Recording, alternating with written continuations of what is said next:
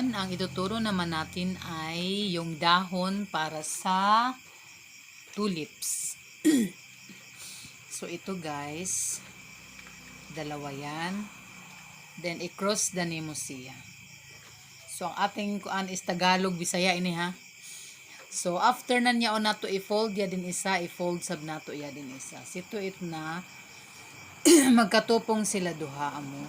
Pwede na sa ini siya nato ma-adjust. So, yaon. So, ya din isa guys, ato ini siya ilak. Ato yan siya. O anon, i-twist ka isa. Then, i-down nato nga di. So, yaon. So, bali amo na ini siya guys. Ato na tapos i-press nato sa tumoy para medyo talinis tarawan iya. Kuan. Tapos, ato yan siya plastaron para maporma siya nan dahon.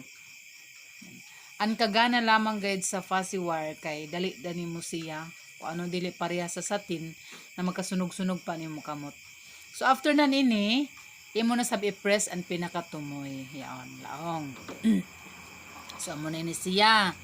Then ilak nato nga di anji sa pinakalas. So kung mapansin nato dili wala sa siya magkatupong. So itong pinakataas sa ato kuhaon ato i-lock bali nga di.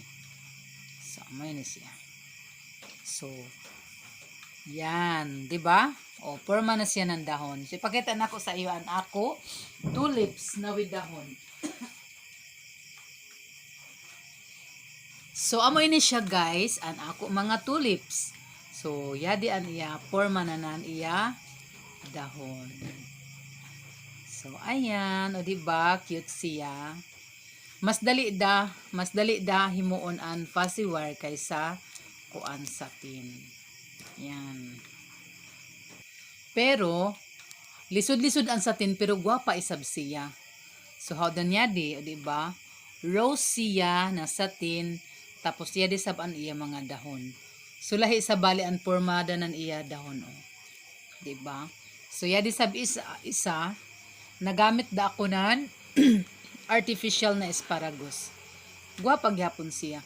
Lahi-lahi sila ng paghimo pero pareha sila gwapa, di ba? O, ang gahimo gwapa, charot.